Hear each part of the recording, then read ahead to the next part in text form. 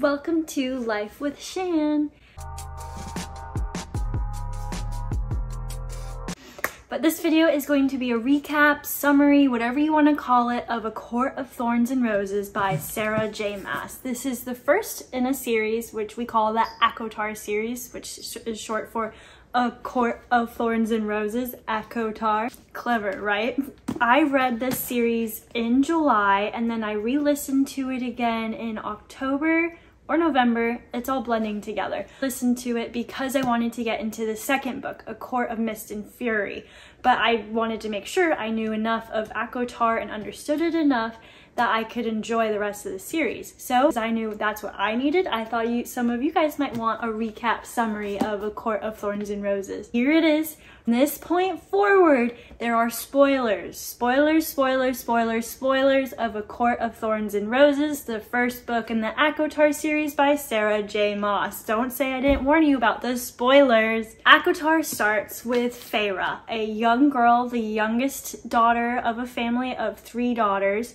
Her mother is gone. It's just her disabled father and her older sisters and her. They are on the edge of poverty. They are disowned by high society, and they really live off of the food that Pharah, the youngest, brings in for the family and the money she brings in. No one else works. No one else really contributes. It's all about how Pharah hunts animals and either sells them or uses them for food. And one day, Pharah's out in the woods when she goes to hunt a deer. However, when she goes to hunt and kill the deer, a wolf comes in, and she's wondering, is this wolf a high fae? Which is something she's only ever heard about, and it's all legend has it. Is it really true? And she hates the idea of the faes, so she goes ahead and kills it. Not really knowing necessarily, but I think in the back of her mind she knew that it was a fae she was killing. And in the mortal world versus the fae world, and fae is F-A-E, in the mortal world versus the fae world, they have a treaty that helped them separate their societies and their worlds. In that treaty, it says that if one is killed by a mortal, then you have to take a life for a life. Not surprisingly, another high fae comes in wolf form to Pharah's house and accuses them of murder and says, you have a choice. You can either be slaughtered here with your family, or Pharah can come back to the fae world and live there for the rest of eternity, because once you're there, you do not die. And Pharah is told by her family to go to the fae world, and that's what she does. She chooses to go to the fae world. She is mortal. She doesn't know anyone. All she knows is that she doesn't like these people. Her mother died telling her she needs to take care of her family, which is what she has done. And now she will no longer be able to take care of her father and sisters while she's gone in the fae world. So she chooses to go to the fae world, and she stays in Prythian, which is across the wall, instead of be killed for the death of the wolf. The wolf fairy, Tamlin, lives in a beautiful and large manor. He is the High Lord of Spring Court, and he does not harm or lock Pharah up. She is surprised by this. She then finds out that Tamlin is friends with someone named Lucian, and that they all wear masks in and outside of the household that the High Lord Tamlin lives in. So she starts to question, why are you wearing a mask? What do you actually look like? So she then learns that there is an issue with the magic in the land, and the magic issue kind of contributes to them wearing masks, and how they can't cure the mask issue and have them removed. He also then realizes that there is an issue in this fae world, and something is happening in Prythian, and it could be infecting Tamlin and Lucian, these 2 people she just met. She then finds a way to take what is called a cereal. She gets this cereal, which is a low-level fae, essentially, in Prythian, and they have to tell you the truth. They are compelled to tell you the truth. Cereal compels them for the truth, and the cereal tells her that 100 years ago, there was someone in another court of the fae world that decided they did not like the treaty that the fae had with the people, and they resented that, kind of creating this issue with magic. Then sent over people from their court to infiltrate and spy on the other high fae courts, which is one that Tamlin and Lucian are in, and Prythian. The serial shares that 50 years ago, someone disobeyed the order, and then all of a sudden the serial is attacked, Pharah is attacked, and thankfully enough, Tamlin comes in and helps save Pharah. However, after this, the relationship is changed. They kind of sort out a truce and they agree that they're on the same page and they need to learn to trust one another. Then there are a lot of different signs that come up. There are kind of a sense of warnings that are sent over to the Prythian court where Lucien, Tamlin, and Pharah are in the Fae world. There at one point is a summer court fairy that shows up at the house or the palace, whatever it is that you will, and its wings are ripped off and they keep repeating, she took them, she took them, she took them. And so Pharah is wondering, who is she? Who is this antagonist that I am not being informed about? Pharah starts questioning more and she learns that the she that keeps being referenced of Prythian, Amarantha, that's my first time saying it out loud, so I'm so sorry if I butchered it, but it's Amarantha, the queen of Prythian, who all these people are fearing. Shortly after that, there is a celebration of sort among the Faes, and it is a summer solstice celebration. Pharah and Tamlin then sneak off to a field, they kiss there, their relationship is developing here, they went from not trusting to one another. This is that Beauty and the Beast aspect that is talked about a lot with ACOTAR. The beast being Tamlin, who then kidnaps Pharah and brings her to his castle, and now Pharah is falling in love with Tamlin. They're kissing, they're building that trust between one another while Tamlin is bringing down his guard. However, the next day after the summer solstice celebration, there's a new guy coming into town, and he is handsome High Lord of the Night Court, Rhysand. He shows up. He is fascinated with Pharah, this poor girl from the mortal world that is now living with high fae acceptably and is in love and being loved possibly by Tamlin. Intriguing. I see why Rhysand is so interested.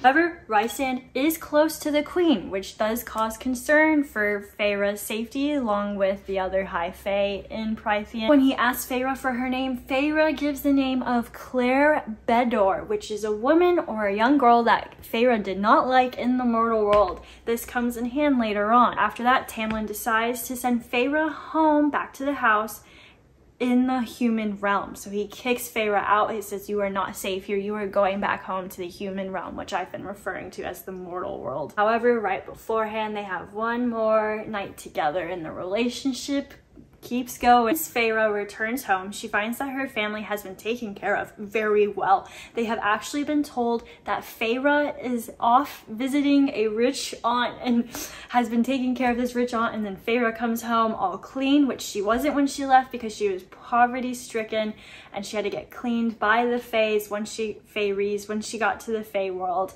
And now she comes back well dressed, well groomed, and a whole new person, well fed, and her family believes that she was off taking care of a sick aunt that doesn't even exist, but the magic does what the magic does. After resuming life with her family, a few weeks go by and there is a fire in the community and a manor is burned to the ground, and it ends up being the manor in which Claire Bedor lived in, which is the name she gave Rhysand. So clearly something is going on with either Rhysand and or the queen, and she is sending people to go and find this human that was staying in the high fae court of Prythian with Tamlin and Lucien. Because of this, Pharah gets freaked out. There's obviously something going on, and she goes back to the Fae world, and she then sees that something is terribly wrong in the spring court. So this is Prythian over here, which is all of the courts in one, and Tamlin and Lucien and Pharah have been staying in the spring court down here, and Prythian is owned by the Queen Amarantha. You know, I'm having a hard time with her name, but Amarantha.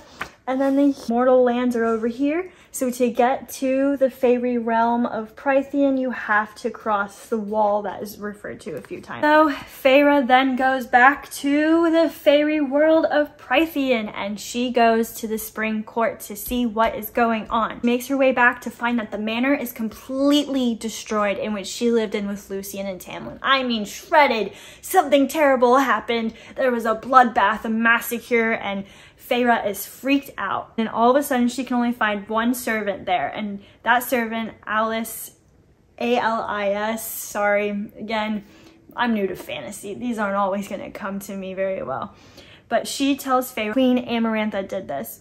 The queen came as an emissary from Hybern 100 years ago. She fought in the mortal world alongside her sister Cynthia until Cynthia fell in love with a mortal warrior Jurian, who eventually betrayed Clythia. Oh, this mortal that is similar to Pharah betrayed Clythia, the queen's sister. So the queen doesn't want to see that happen. Amarantha has hated humans ever since this betrayal that the person did to her sister. Amarantha has gone against the king and taken control of the realm, and has since then taken Fays to be her slaves. His servant Alice has decided that like the only thing that could say that was Pharah, is what she says about the queen and solving all of this. The only thing that could stop this was Pharah, and it didn't work because Pharah and Tamlin didn't completely fall in love. Hence the Beauty and the Beast aspect. You see, Beauty and the Beast, you have to fall in love to save all the people, servants that used to work in the castle. Yeah, the only way to save the Fays from this awful Queen Amarantha was for Tamlin and Pharah to fall in love. He has to find a human girl who has killed a Fae out of hatred and then make her fall in love with him. That was the loophole.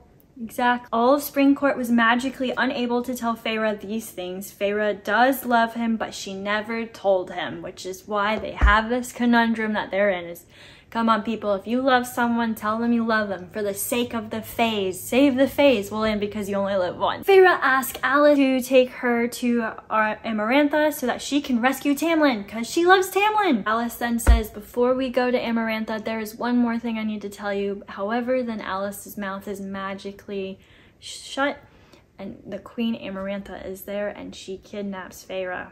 When Tamlin sees Pharah in the queen's possession, Tamlin pretends to not know her. Pharah is forced to make a deal with the queen. This is when things get dark. It's also when the book starts to really pick up. She has to complete 3 tasks in 1 month. She does, Tamlin and all of the Fae courts will be free.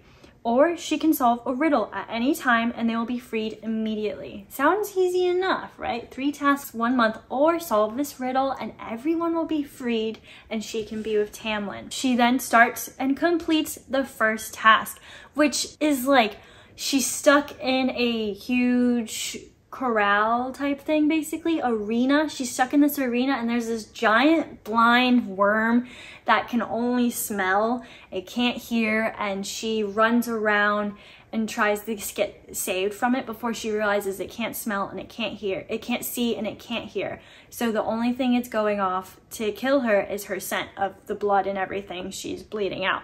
So she rolls up in the mud, she covers up her scent, and then she kills the thing. And nobody thinks she could do it. And in the audience, you still have Rice in there who's viewing her, seeing all this. Tamlin and Lucian are seeing all of this, and all of the Fays.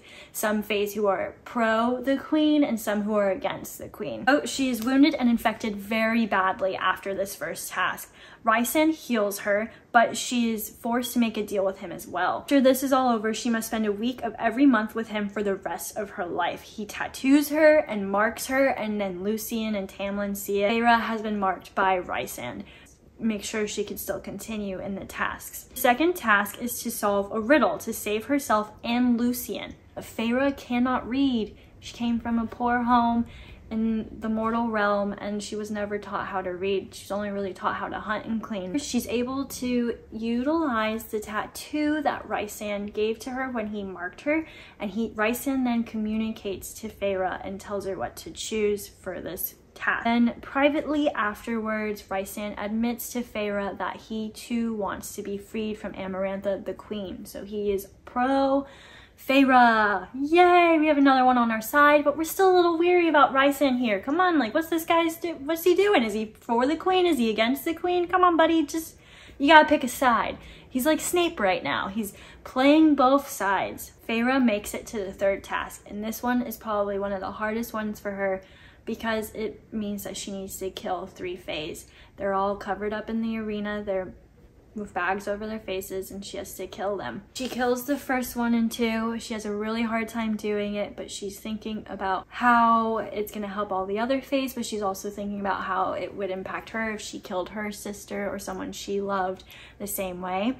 She takes the 3rd mask off and it ends up being Tamlin, and the queen is cracking up. She thinks she did it all, that this that Pharah won't kill Tamlin because Pharah loves him, and in order to be resolved from all of this, she has to love him. However, she then starts thinking about all the memories she had with Tamlin, and one of them being all the things that he allowed her to overhear in the manor, palace, house, whatever you want to call it. She guesses that Tamlin has a heart of stone, which turns out is true, so she goes to stab him in the heart, and it's made of stone, so he doesn't die. However, it proves in the queen's task that she would have done it. Additionally, this is what Alice's server was going to tell Pharah before her mouth was magically shut. But then Tamlin slowly heals from the dagger, and Amarantha is not happy at all. But then come back is that she never said when the Fae would be free, and she refuses to do it, and she starts to magically break Pharah's bones. While in pain, Pharah then works to solve the riddle, and when she finally does solve the riddle, the Fae are released immediately per the rules of the tasks. And Tamlin attacks and kills Amarantha, the evil queen, who's like Ursula, Maleficent, all of them. The queen is now killed, but as Tamlin kills the queen then breaks Pharah's neck, and Pharah is dead. However, while Tamlin is holding her, all of the Fae come together with their magic, and they bring Pharah back while her soul is overlooking everything that is happening. Then Pharah becomes an immortal high Fae. She is officially a high Fae. All ends happily ever after. The queen is dead. Pharah dies. She gets her neck broken by the queen. However, all of the Fae come together and they make Pharah an immortal high Fae. Hooray! You're left with a cliffhanger because although Tamlin and Pharah can go home to the spring court and spend their time together, you're also left wondering how is it going to work with her and Rhysand. She is still tied to Rhysand because of that deal she made. She has to spend time with him in the night court. So that's where ACOTAR, A Court of Thorns and Roses ends, and I'm excited to see what happens in A Court of Mist and Fury. I've heard a lot of people say that this was their least favorite book of the series, and that it really, just the second one gets better from here. So I'm excited to pick that up, hopefully in a month or two. And subscribe if you like these recap videos, bookish videos, travel videos. If you have a book or series you want me to read and recap, let me know down below. I'm happy to do it. And thanks for watching. Love you guys.